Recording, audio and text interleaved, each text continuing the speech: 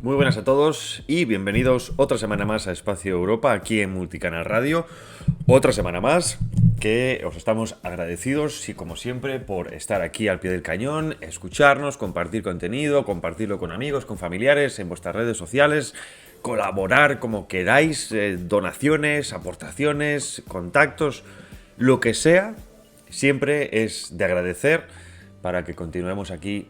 No solo yo en Espacio Europa, sino todo Multicanal Radio, todos nuestros compañeros, todos los días informándoos desde las perspectivas que, como bien sabéis, no son ni van a ser durante mucho tiempo las perspectivas generales y por lo tanto creemos y por eso como creemos en lo que hacemos, estamos aquí todos los semanas, en este caso Espacio Europa, repito, pero todos los días al pie del cañón informando sobre la realidad que pues, nos afecta, nos guste o no.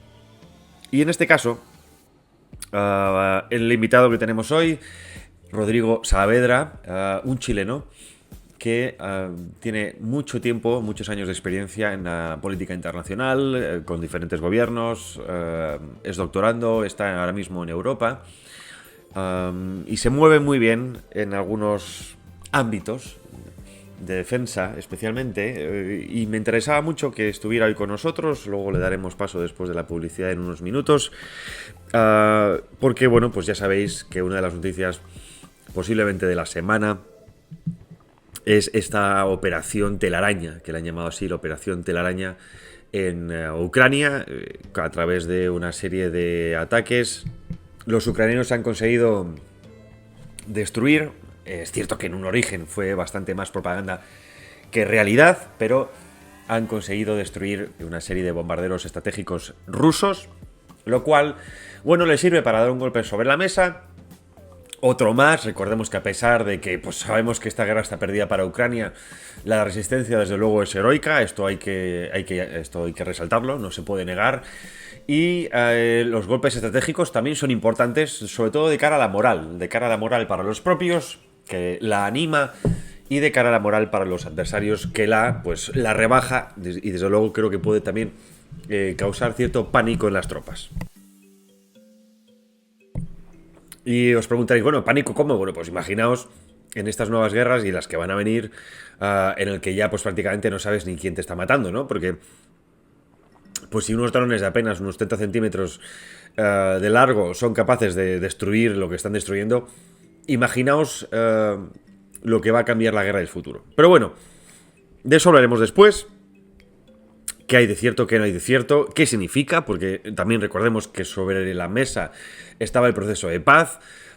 Y también cómo afecta todo esto a la industria militar, que sin duda alguna, pues yo creo que también hay mucho por detrás de todo esto, ¿no? No solo hay intereses de defensa, de que cada uno defienda su soberanía, sino pues de decir, oiga, aquí se trata también de vender, como en su momento en otras guerras ha ocurrido.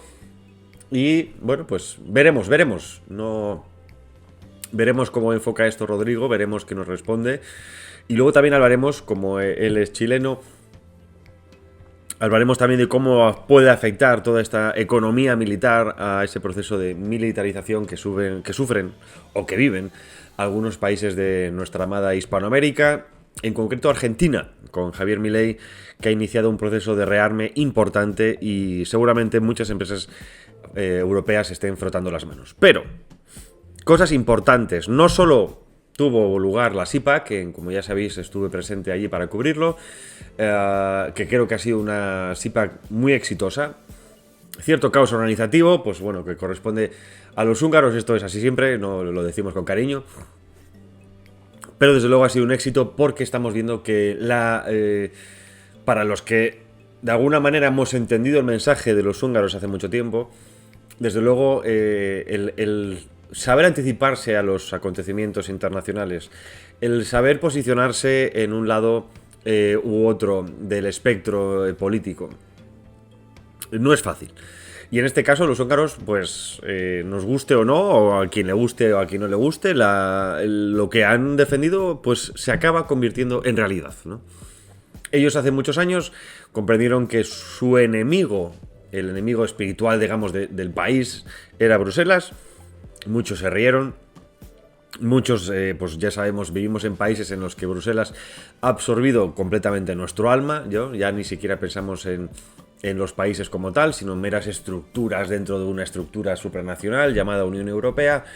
Pero los húngaros se han defendido muy bien, sobre todo porque ellos decían que han vivido durante decenas de años la bota comunista y que lo que querían era libertad, y que se les vendió la idea de la Unión Europea como una especie de libertad en el que obviamente habría alianzas, habría que pactar, habría que hacer esto, lo otro. Obviamente es así el mundo, es así el ser humano, la política es así. Pero pues nadie les dijo que pues lo que nos está ocurriendo, que el 90 y 100%, casi el 100% de las políticas venían de Bruselas, ¿no? Eso, como ellos bien conocen, eso es un proceso de centralización muy parecido a la época comunista, ¿no? Y no hablamos de centralización del país, que un país centralizado está bien, no, pero hablamos de una estructura federal o hacia la federación, dentro de esa federación una centralización, ¿no? Es el imperio absorbiendo nuevamente todos los recursos y no dando vida a sus regiones, sino todo lo contrario. En eso se posicionaron correctamente, sobre eso han construido alianzas, hasta el punto de que las alianzas están dando sus frutos en todo el continente y luego también en todo el mundo. Bueno, porque no solo anticiparon también la victoria de Donald Trump, ahí están nuevamente los resultados, sino toda la batalla del género, la batalla del aborto, la batalla de la inmigración, sobre todo de la inmigración, que creo que es una de las batallas que hay que dar, aunque en números esté perdida por el número demográfico. Esto es como una avalancha, ¿no? Y hay que frenarla, ¿eh? Somos los 300 en las Termópilas, hay que entender esto así, y si no lo entendemos estamos perdidos. Esto creo que no hay más que decir, ¿no? Y ellos lo entendieron hasta el punto en el que se han enfrentado desde hace 10 años a la Unión Europea con sus políticas suicidas de inmigratorias, en especial 2015, recordemos todo lo que pasó desde la guerra de Siria, hasta el punto en el que, por ejemplo, estuve este domingo pasado en la frontera con Serbia, que Serbia no es espacio Schengen.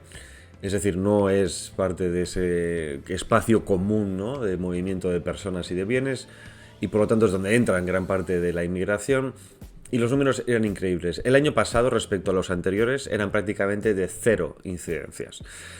No 0 incidencias, es decir, sufrían los agentes de policía, sino 0 casos problemáticos respecto a los de otros años. Es decir, es un éxito y que la gente está entendiendo que por ahí no se pasa. Nuestras fronteras en España son un coladero, no hay más que ver, en fin, lo que tenemos en Canarias, lo que tenemos en Ceuta, en Melilla, lo que tenemos en nuestras costas del sur, y es porque es un efecto llamada, y porque claro, si tú no pagas a los inmigrantes y haces que trabajen, las cosas cambian. La gente ya no viene por la paguita, la gente viene en todo caso, sí viene a trabajar. Y esto es muy importante, porque es un cambio de mentalidad, ¿no? Y eso también está comprendiéndose a nivel europeo. ¿Qué más ha pasado este fin de semana? Bueno, las elecciones presidenciales de Polonia, importantísimas. Porque, y esto yo creo que también podríamos admitirlo así, contra todo pronóstico, no ganó el candidato de Bruselas, no ganó el candidato progre, al contrario de lo que ocurrió en Rumanía, sino que ganó el candidato conservador. Es decir, ¿esto es un giro enorme? Bueno, no sabemos hasta qué punto va a ser un giro enorme, pero es cierto, y esto hay que ensalzarlo así, que el hecho de que haya ganado un candidato conservador en la presidencia significa que tiene mano para poder frenar ciertos cambios o favorecer otros. No va a ser la panacea, pero imaginémonos, por ejemplo, que en España pues el rey tuviera cierto poder y significara que frena a Sánchez en algunas de sus locuras, ¿no? O favorecería acuerdos del otro lado. En fin, temas de política, pero eran unas elecciones a vida o muerte para Polonia y los polacos han votado. Eso sí que es cierto que no con mucha diferencia, pero han votado supervivencia, al menos por el momento. Veremos qué ocurre en los próximos meses para ver cuál es la traducción de esto realmente en la calle y sobre todo quizá lo más importante, si afecta o no en las próximas elecciones a primer ministro, que es realmente donde se cuecen las habas, ¿eh? Ahí hay que echar toda la carne en el asador porque si no se frena esto, Polonia se puede dar por perdida. Ya en este año, en los últimos años, lo hemos hablado aquí en algunos programas, el cambio que ha realizado Tusk y compañía, que son los socialistas, los verdes, los liberales en Polonia, es alucinante. Y lo que se puede ver comparado con otros en otros años es alucinante. Ha llegado ya inmigración, les metieron nuevamente todo el tema de la ideología de género. Se ha notado un cambio enorme. Es cierto que Polonia pues sigue siendo Polonia. Faltan muchos años para destruir lo que todavía han defendido. Pero es que en cuanto entra a Bruselas es como el humo de Satanás que decía Pablo VI después del Concilio Vaticano II, ¿no? Es exactamente lo mismo. Y tú puedes poner puertas, pero es que el humo entra. Hay que tener mucho cuidado con esto, ¿no? Es decir, cuando se contamina moralmente, éticamente, intelectualmente una nación, esa nación está perdida. Y lo que hay que hacer es un revulsivo, ¿no? Un revulsivo. Aquí no hay medias tintas, no hay parches, no, un revulsivo. Hungría está aguantando, Polonia, de momento, vamos a ver qué pasa. Nosotros estamos en el momento del matarratas. Tenemos muchas ratas, están corroyendo el barco y aquí no hay Dios que continúe con esto así. Hay que entenderlo y hay que actuar en consecuencia. La inmigración es tan importante, saltando de país, porque ya sabéis que esto es un efecto dominó, y es que este día 4, bueno, el día 3, perdonad, el gobierno de Holanda, la parte conservadora, Geert Wilders, el famoso político que ha sido amenazado de muerte por los islamistas por enfrentarse a la islamización del país, estaba en el gobierno de coalición y dijo que o se cambiaba la ley de inmigración o se iba del gobierno. No lo han hecho ni caso, es decir, lo mismo que el PP con Vox, y se marchó del gobierno y ha dejado caer el gobierno nacional. Algunos diréis, ¡qué locura! Sí y no. Vox en España, ¿fue locura marcharse de los gobiernos regionales? Si entendemos la política como un método de supervivencia, ya te digo que muchos no lo entendieron. Pero ya ha sentado un precedente. Vox ya puede decir que si le tocan las narices, se marcha de los gobiernos. Es decir, si no se cumple con lo que se le promete que se va a cumplir, se marcha. Esto mismo ha hecho Wilders. Ha dicho, o se cambia la ley de inmigración o me marcho. Le han bailado el agua y ha dicho, pues me marcho. Fundamental. Esto es fundamental. Y ha demostrado que así no van las cosas. Y ojo, que es que no estamos hablando de cualquier país, estamos hablando de Holanda.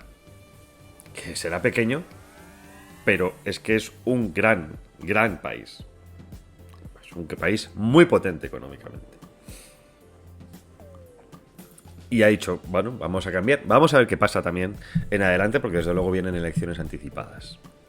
Y ojo que como están las cosas en Europa, no todo son brindis al sol.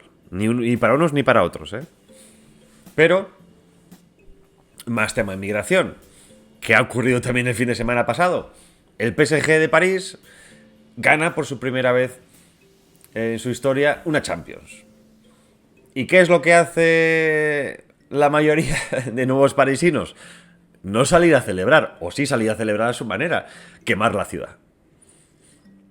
O sea, es alucinante. yo no sé qué más hace falta para que la gente despierte que cuando pasa algo bueno, la ciudad se quema. Queman coches, queman mobiliario urbano, la ciudad es un caos, es un Walking Dead, solo falta que salir con el rifle y empezar a disparar. Pero es que cuando pasa algo malo, es que pasa lo mismo. Así, o sea, pasa exactamente lo mismo. Tenemos a los amigos Segarro que se han tomado la ciudad. El Paris Saint-Germain es un Moroccan Saint-Germain. Entonces, se puede decir prácticamente que Francia ha perdido el control de su territorio. Porque esto no se frena políticamente, señoras y señores. Esto no se frena políticamente. Pero es que previamente ha habido un informe de los servicios de inteligencia, sorpresa, sorpresa, en los que estaban diciendo que lo de los hermanos musulmanes era un auténtico peligro para el país, ¿no? Creo que a nadie le sorprende y que nadie puede llevarse las manos a la cabeza diciendo, oh Dios mío, no lo se podía imaginar. No, ha sido un informe en el que ha dicho de que los hermanos musulmanes llevan años aprovechándose del buenismo occidental, lo que decimos nosotros, para tomar posiciones de poder, para tomar escuelas, para tomar universidades, para tomar medios de comunicación y sobre todo, y más importante, para hacer lo mismo que ha hecho Hamas y lo mismo que hizo Hezbollah en el Líbano, que es hacerse con todo el tema de la estructura social. Es decir, tú quieres esto, yo te ayudo, pero formas parte de esto otro. Es casi un comportamiento mafioso. Pero se le ha dejado en esa famosa Francia laica, anticristiana, masónica, que es que ya la conocemos, desde la Revolución Francesa de finales del siglo XVIII, anda que no ha pasado tiempo, es decir, ya la conocemos, pero es que algunos se pensaban que esto iba a funcionar con el Islam. Claro, puede funcionar con el Islam si te pasas a cuchillo, como se pasaron con la Revolución Masónica, a los cristianos. Podrás reimplantar la República si pasas a cuchillo a los musulmanes en Francia. Pero no va a pasar. Y además es que ahora va a Bélgica, es decir, país que está al lado, donde yo me encuentro, y reconoce también que Bélgica, que dice que los hermanos musulmanes también son un problema. Como ya tienes en una ciudad como Bruselas un 35% de inmigración musulmana. Y digo inmigración porque no es población nativa. Han nacido aquí, muchos de ellos, sí, pero no es población nativa. Nosotros jamás seremos población nativa de Oriente Medio ni del norte de África. A no ser que reconquistemos el norte de África, que para eso era romano. Entonces, a ver si empezamos a entender cómo funcionan las cosas. Es decir, los sistemas de inteligencia están reconociendo que el gran caballo de Troya de la izquierda ha sido el Islam. Cuando Alice Weidel y otra gente habla del islamoizquierdismo, no están errando. Están diciendo y sabiendo muy bien a qué están señalando. En su país lo han sufrido los franceses. En su país lo están sufriendo los alemanes. Si lo han sufrido los franceses, ¿lo están sufriendo los alemanes? ¿Acaso pensamos en España, donde ya tuvimos una reconquista de 8 siglos, que no vamos a pasar por lo mismo? Que venga alguien, que se atreva a alguien a discutir esto. Que se atreva a alguien a discutir que cuando la izquierda importa en cientos de miles, si no millones, a los musulmanes para comprar su voto, acabas convirtiendo tu país en lo mismo de los esos países que supuestamente huyen. Porque yo no veo que huyan muchos de ellos, ¿eh? Pero repito, que alguien venga a negar esto. Es innegable. Es innegable la islamización de Francia, de Alemania, de Europa, de Inglaterra, donde ya tienen alcaldes en ciudades importantísimas, que ya no digo nada, como por ejemplo Londres, que es la capital, con un pakistaní. Que sí, que estarán medio occidentalizados, que tal, pero que ellos no se consideran parte de Occidente. Ellos no piensan como nosotros. Ellos no son cristianos. No vienen de la filosofía griega, del derecho romano, de la religión cristiana. Y si queremos, por eso de enlazar puentes, judeocristiana que tanto se hizo hoy en día. Son musulmanes. Serán musulmanes y ya han sido musulmanes. Que sí, que está muy bien. Jugadores de fútbol, jugadores de baloncesto, deportistas. Pero a ver si queda claro. Y esto no es un alegato contra la persona, que es que siempre hay que explicar las mismas tonterías. Esto no es un alegato contra la persona. Cualquiera que conozca a musulmanes son personas normales y corrientes, obviamente. El problema es la comunidad. El problema es de quién se sirven, que son los enemigos internos, los quintacolumnistas, que son los que, con la excusa de cualquier defensa de Occidente, proclaman la islamofobia. Y ellos no son tontos.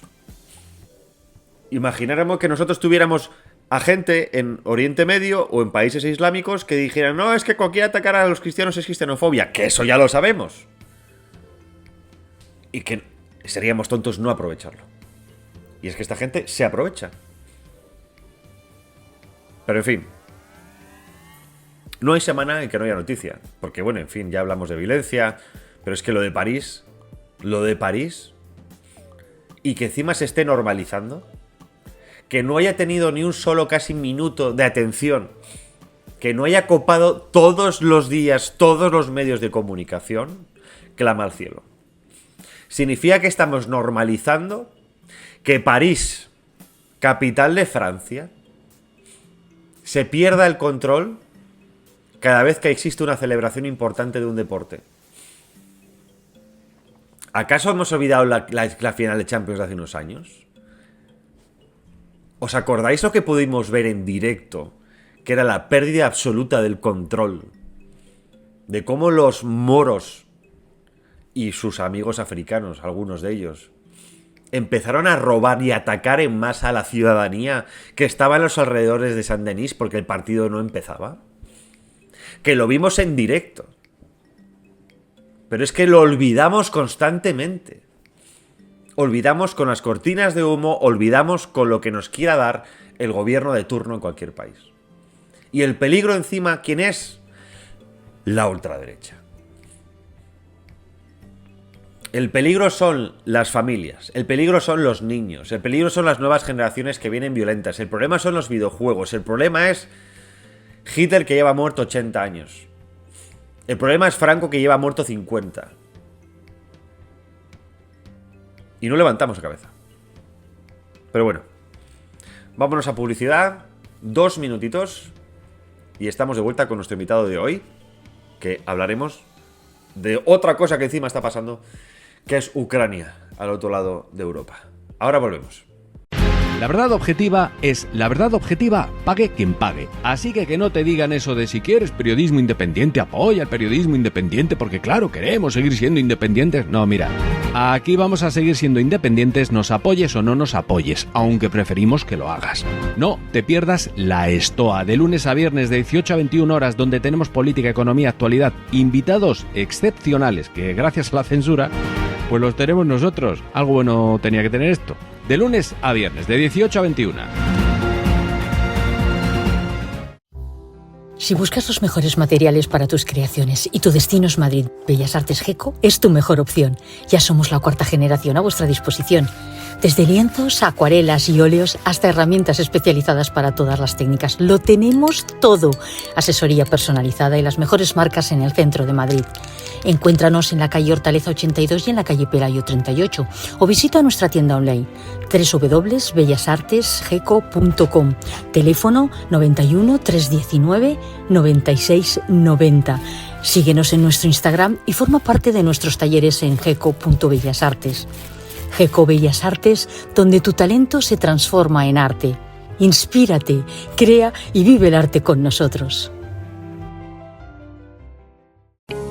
Eservín.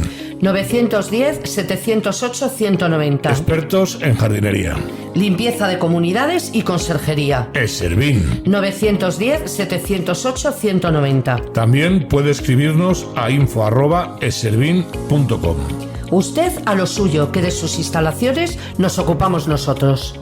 Contrátenos y le haremos a su comunidad un estudio de viabilidad y coste de autoconsumo energético mediante placas solares. Un nuevo magazine de lunes a viernes de 12 a 2 de la tarde. A mi manera. Aquí en Multicanal Radio. Presentado por Alina Santamaría. A mi manera es un nuevo estilo de programa compartiendo con todos ustedes una perspectiva única sobre temas de actualidad, cultura, entretenimiento y estilo de vida. Tenemos muchísimas secciones, noticias curiosas, recomendaciones de libros, corazón, tips de salud y bienestar y, por supuesto, la mejor música para alegrar tu día a mi manera.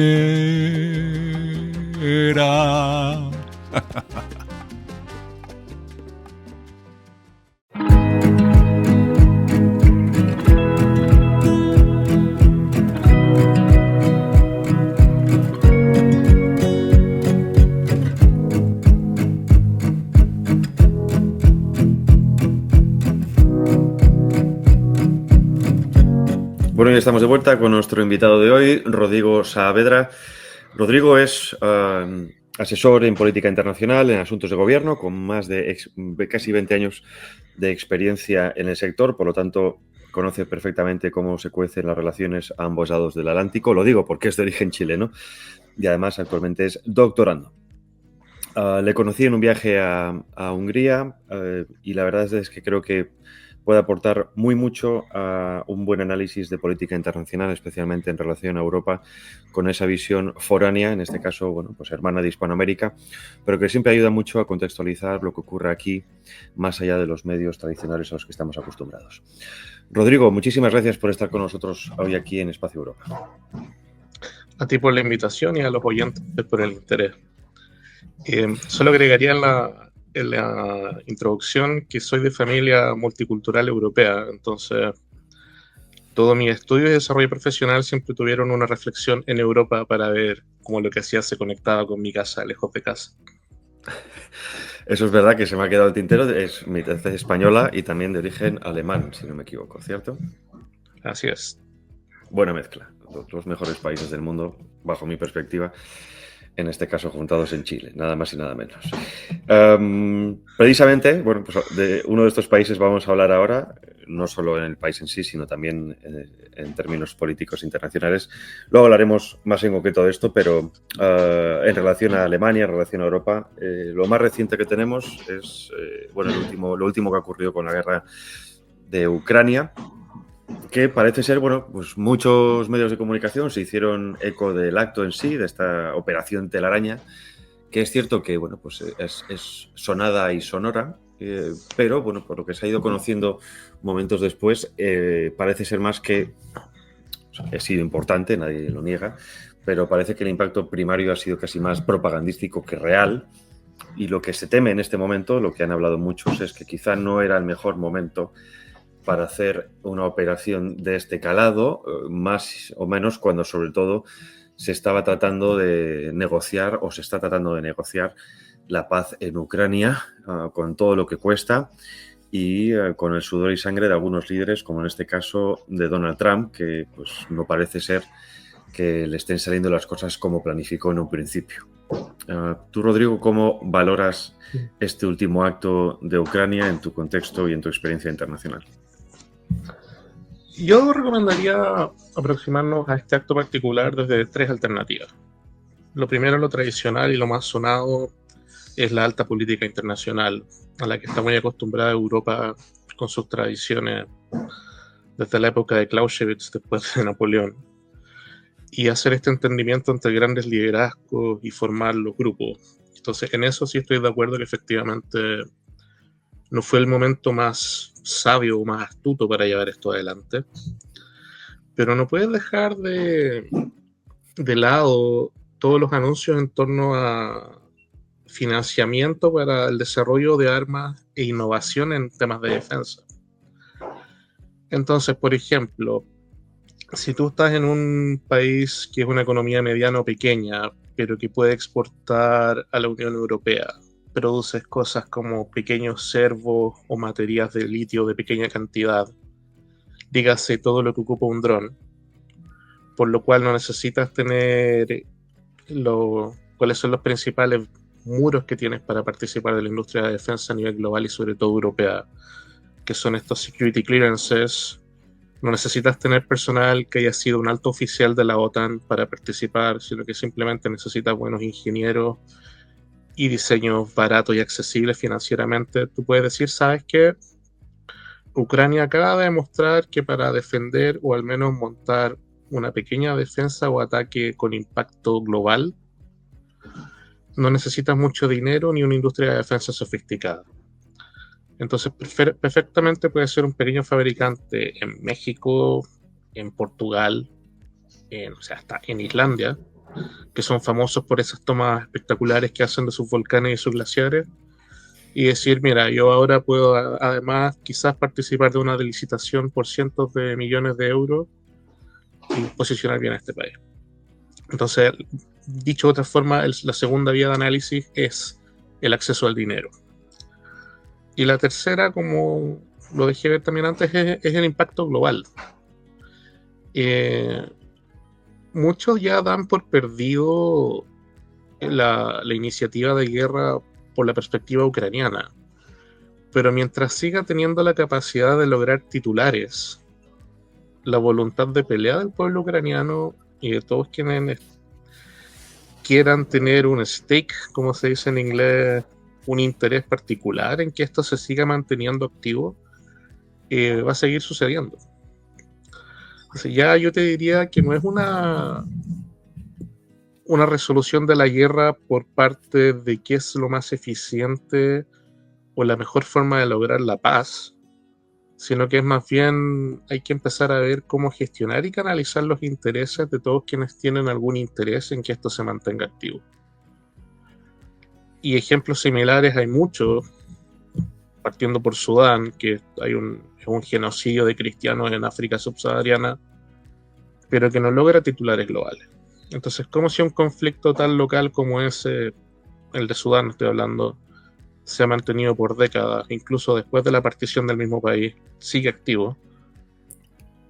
Los ucranianos están logrando ser los mayores influencers al respecto, digamos, en conflictos bélicos de la actualidad. Entonces, de pronto puede que les sea aún más útil desde una perspectiva muy, quien la llamaría oscura por no encontrar una mejor palabra, de que esto siga vivo. Has mencionado, claro, desde el punto de vista ucraniano, que es uno de los dos contrincantes, o digamos de los dos bandos, pero no solo es Ucrania, sino todo lo que hay detrás, que por lo que conocemos ya no está Estados Unidos, o al menos no como estaba antes, que sigue estando seguramente, y sobre todo a nivel de inteligencia, si no prácticamente sería imposible llevar a cabo atentados como estos. Pero es cierto que, bueno, pues el gran sector más interesado en continuar con el conflicto, también por todo lo que ha ido y todo lo que viene ahora de inversión, es la Unión Europea, ¿no? Es decir, el desembolso de esos más de 800.000 millones de euros que van a ir directamente a las arcas de las grandes empresas armamentísticas y, por lo tanto, también, de alguna manera, a los fondos de inversión estadounidense, porque muchos de ellos participan de esas empresas europeas. Parece ser que también quizás sean los más beneficiados a la larga de esto. En fin, ya sabemos que la guerra es un negocio, no debería sorprender a nadie. Sí. Lo que sí que llama la atención es, bueno, pues si se está negociando, también es cierto que esto quizás es algo más eslavo que occidental, ¿no? Lo occidental quizás está acostumbrado a que si se va a hablar en la mesa se paran las hostilidades. El eslavo o el asiático, pero sobre todo el eslavo, en conflictos nunca ha dejado de seguir batallando a pesar de que hay negociaciones. Esto los europeos lo podemos entender, nos choca. Significa que no hay avances en esta negociación, o a pesar de esto, con lo que algunos llaman, y obviamente también puede tener razón, que es intentar tener más ases en la manga en la mesa de negociación con Vladimir Putin. Sí, a ver, primero no me referí particularmente a lo que es Rusia porque todavía hay mucha opacidad con lo que es Rusia y no me parece profesional especular cuando doy mi opinión. Te puedo decir que es lo que yo pienso que está sucediendo detrás de Rusia, pero me parece que para tus oyentes sería un ejercicio muy de principiante, digamos. Simplemente puedo hablar de en órdenes de magnitud de la máquina militar y la industria militar rusa, exsoviética, pero más allá de eso no puedo hacer un análisis muy sofisticado. Siguiendo tus palabras, hay innumerables ejemplos efectivamente que desde Alemania hacia el oriente, todos esos pueblos mantienen la lucha incluso cuando se está negociando. El ejemplo para mí más claro es cuando se negoció el cese de las hostilidades en la península de Corea. Se seguían machacando hasta que llegó la orden de ya no se puede disparar una bala más. Pero retomando tu comentario enseguida de lo que es la industria armamentística, ¿qué ocurre? Que hasta hace no mucho tiempo no se podía invertir en industria de defensa directamente. Por ejemplo, si tú sigues el valor de la acción de Rheinmetall, que es el mayor fabricante de armamento y sistemas de armas alemán, sigue subiendo, ha subido casi un 200% desde el inicio de la guerra, desde el inicio del anuncio que Alemania va a ser el segundo país que más invierte en defensa. Pero yendo a algo que está más abierto incluso a los fondos de inversiones y que es más sutil, porque son inversiones que no están supervisadas por las autoridades. Vuelvo a tema de, por ejemplo, industria farmacéutica o química que tiene que ver con polímeros, con plásticos. Solamente en órdenes de magnitud. Antiguamente en la guerra el gasto más barato era una bala, pero como se gastan tantas balas, al final del día terminan siendo millones en términos financieros. La OTAN, en términos generales, estima que por cada muerte en combate hay que disparar 10.000 balas. Ahora eso, imagínatelo, el cambio de por cada muerte en combate, cuántas baterías de litio se están gastando en drones, cuántos motores eléctricos, cuántos servos para controlar los motores, cuántas cámaras digitales. Y tú tienes líneas de abastecimiento a nivel global, partiendo por todos quienes fabrican componentes para móviles, luego para ordenadores, luego para juguetes, que pueden ser capaces de montarte un dron de relativamente una mediana calidad como los que está ocupando Ucrania hoy en día para hacer este tipo de ataque. Entonces se abre el abanico para enriquecerse, no diré de forma fraudulenta porque sigue siendo legal, pero a través de la guerra en formas que la humanidad nunca había visto antes. Y por eso me gusta hacer esa pausa ahí, porque cuando entendamos esa reflexión vamos a entender que el ejercicio de la negociación de paz y el alto al fuego no es solamente un hecho político ni geográfico. Es de los intereses de los que quieren probar sus productos en combate mientras siga siendo legítimo. Eso me recuerda, bueno, a la guerra de Siria en su momento, en que también Rusia probó los S-400, los antiaéreos S-400, los mejores posiblemente del mercado,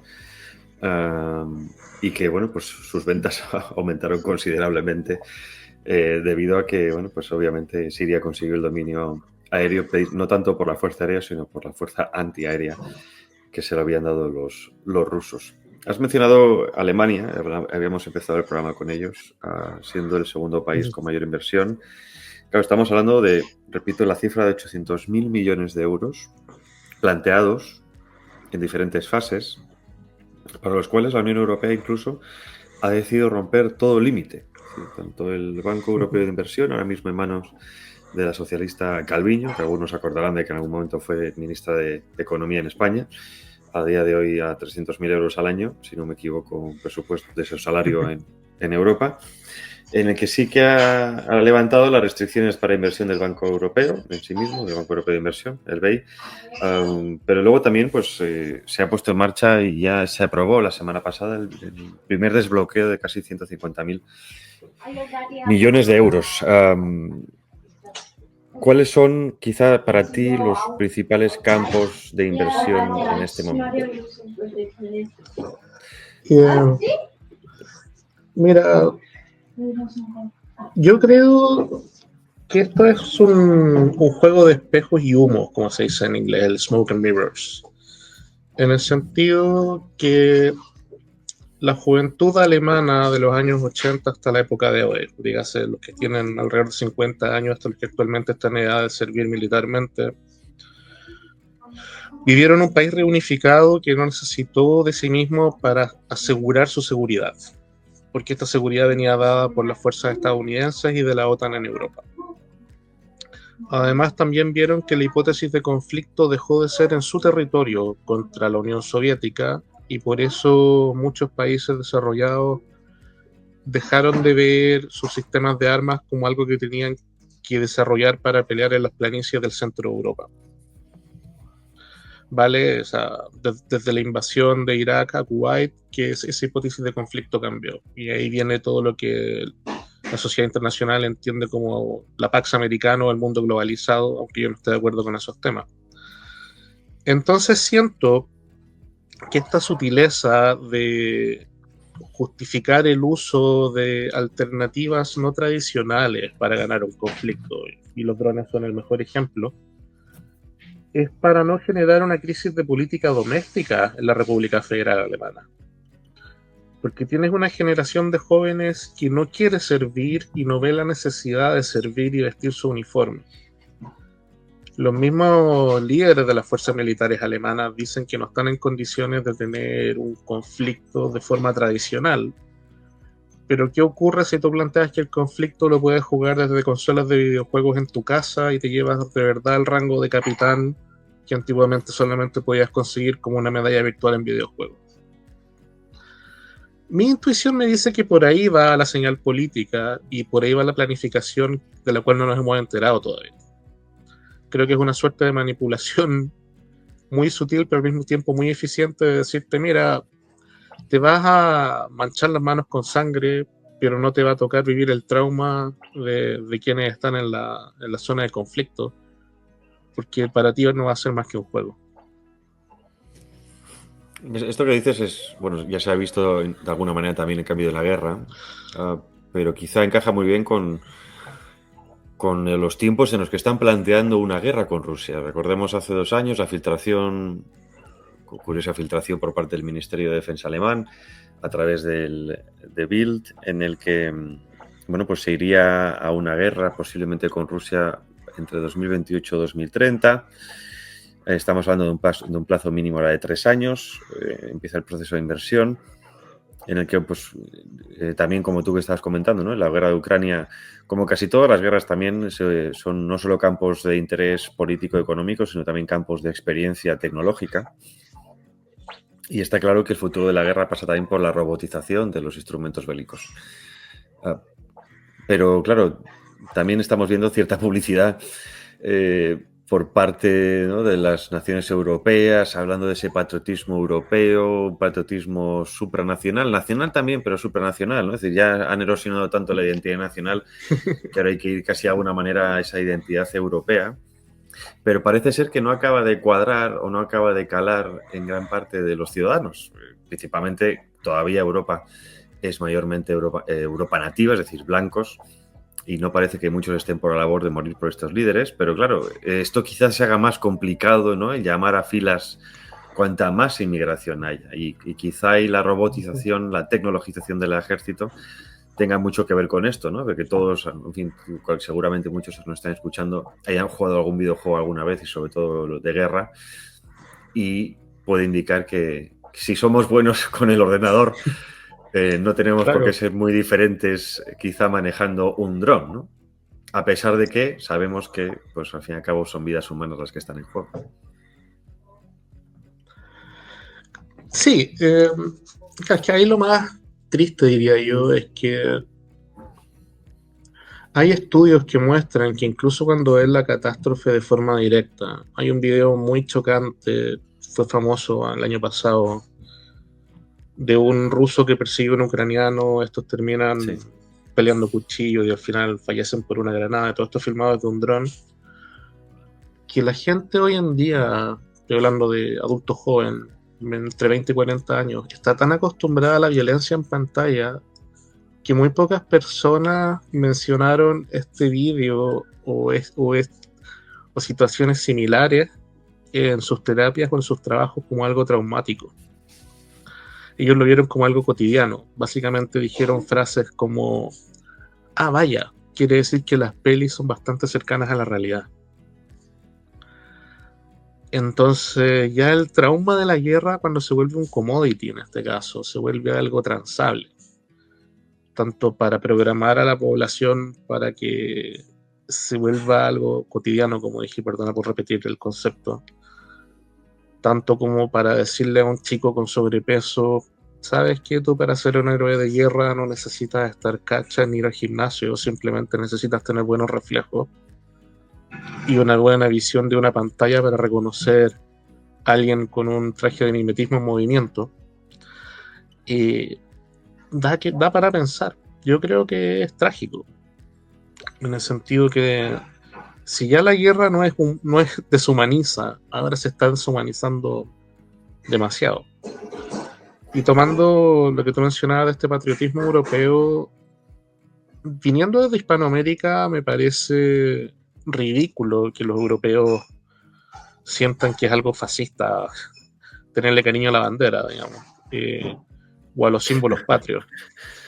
Me parece una total estupidez, y perdón el que se ofenda, pero pensar que tu bandera, que es un trozo de tela, tiene valores más allá de representar lo que en teoría construye tu nación, es una soberana idiotez desde el otro lado del charco.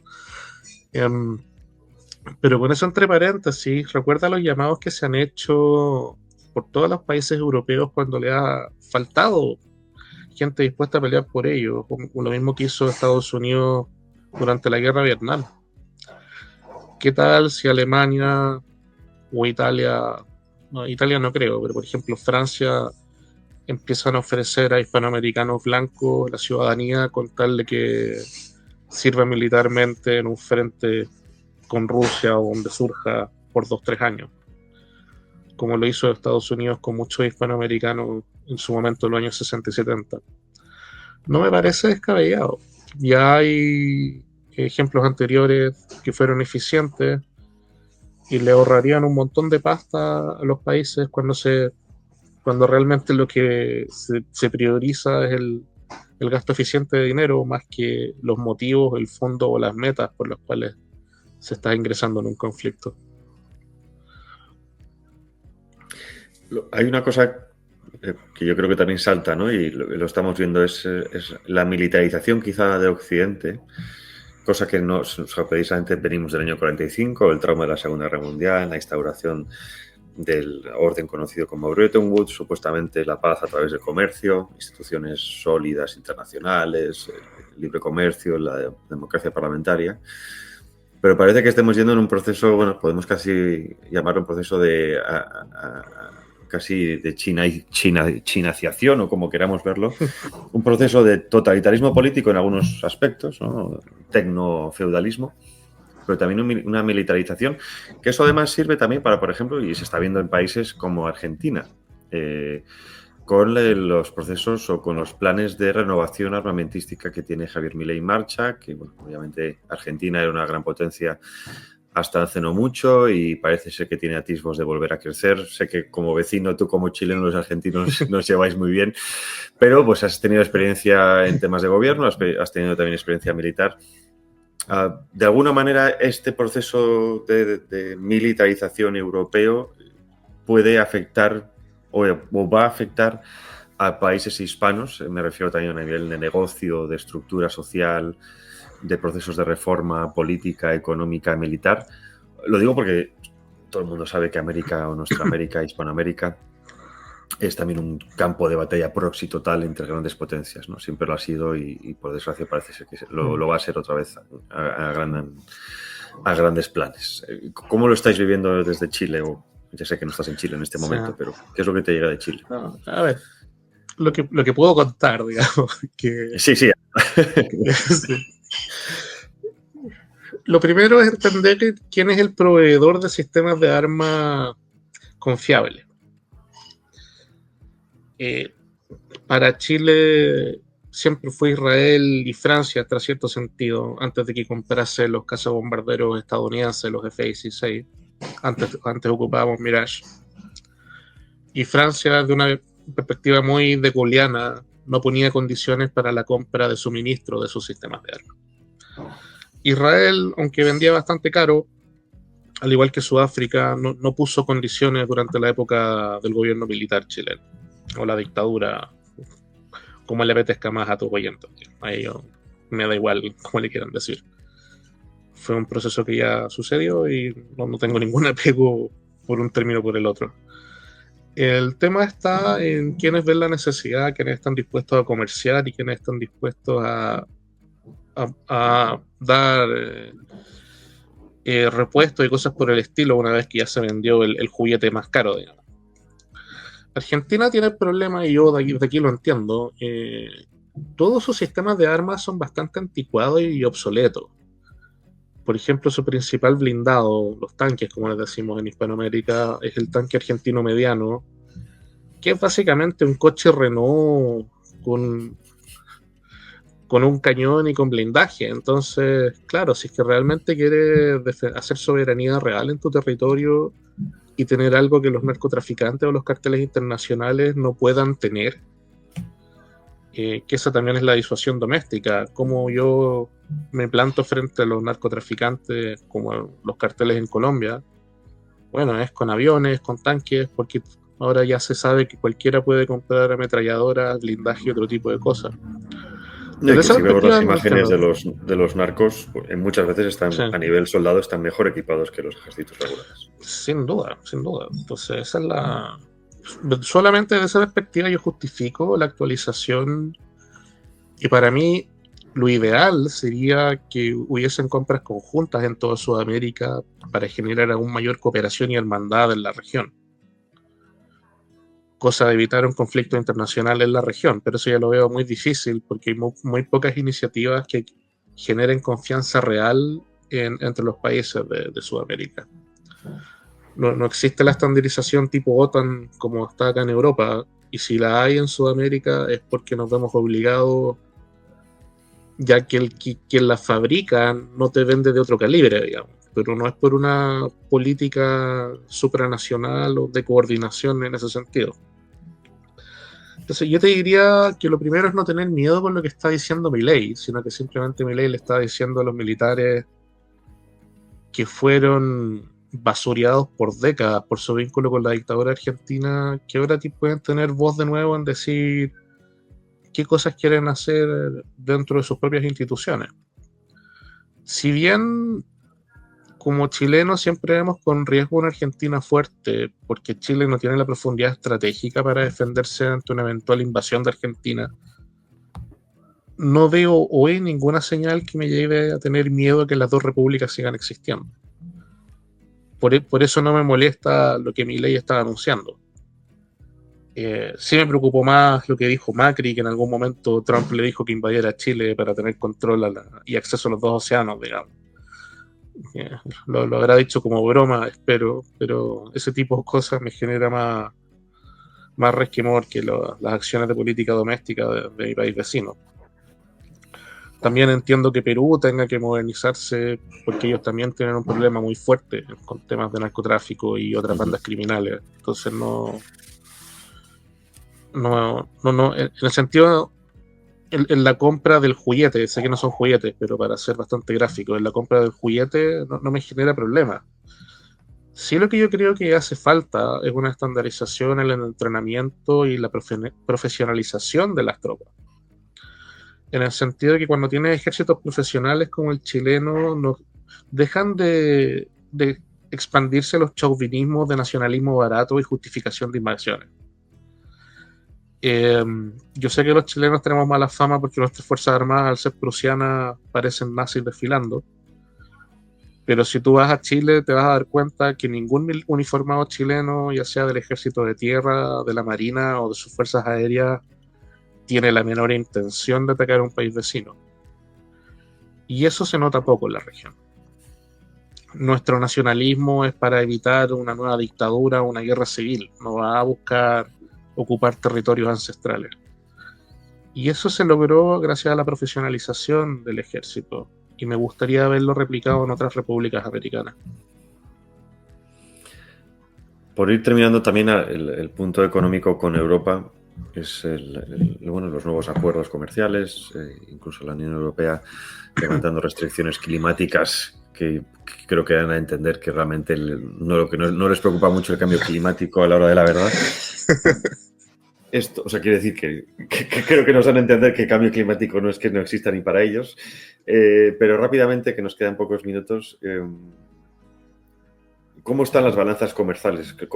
Que ha sido Brasil uno de los más importantes en presionar para eliminar esto, por todo el tema de ese comercio justo, para poder seguir con ciertos recursos de la Amazonía y demás. ¿Cómo ves la balanza comercial ahora entre estas dos regiones, entre Europa y Hispanoamérica? Bueno, mientras Europa siga teniendo la ventaja tecnológica, yo creo que va a estar a favor de Europa. Y Hispanoamérica siempre va a ser el proveedor más confiable de productos agrícolas, ganaderos y minerales.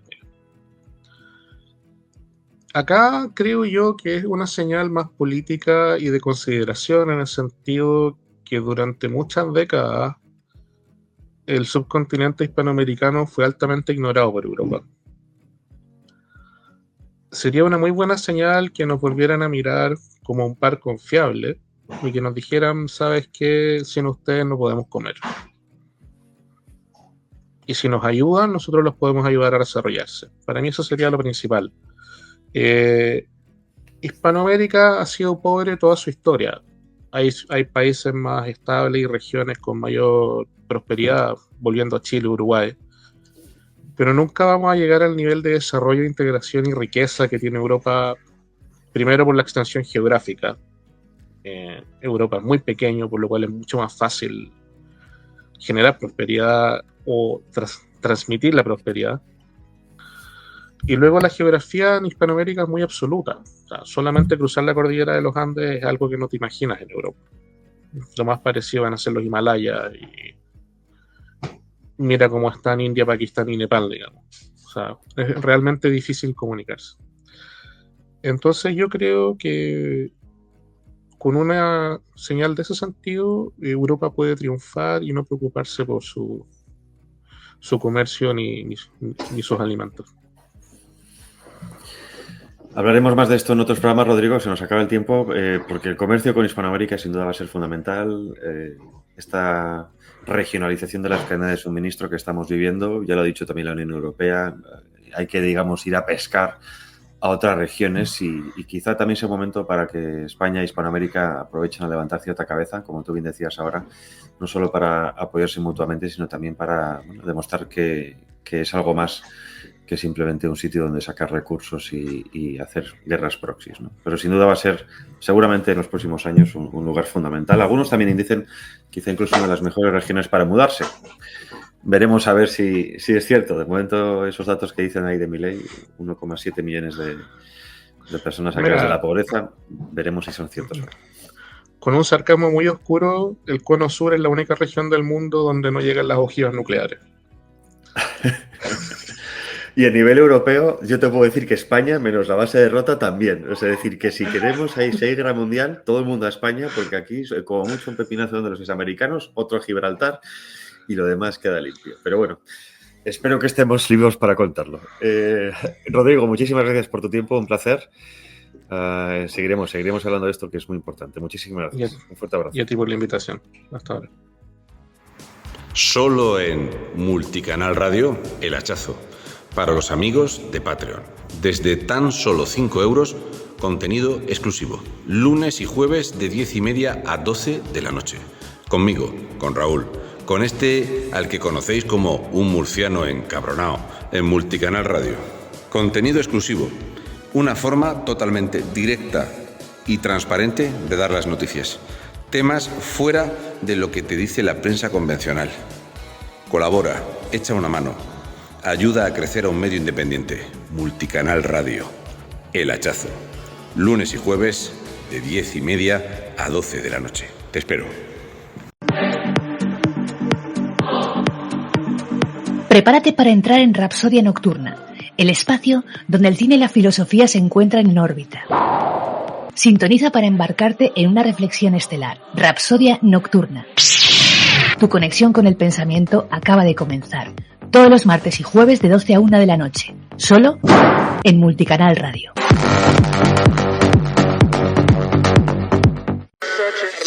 Te invitamos a escuchar Startup Olé Radio, el programa líder de emprendimiento, startups e inversión de España, aquí en Multicanal Radio, todos los viernes de 5 a 6 de la tarde. Entrevistas, noticias y tertulias. Presenta y dirige Emilio Corchado.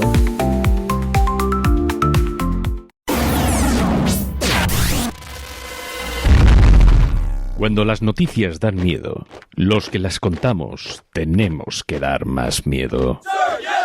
Multicanal Radio. Bueno, pues ahí hemos tenido a nuestro invitado de hoy, Rodrigo Saavedra, importantísimo. No está en redes, en fin, no es ese perfil, va a ser difícil contactar con él, pero le traeremos porque, como le hemos dicho, es una persona que conoce muy bien la realidad política, económica detrás de todas esas cortinas y más ahora en Hispanoamérica, que está creciendo y que es tan importante. Nada más, muchísimas gracias.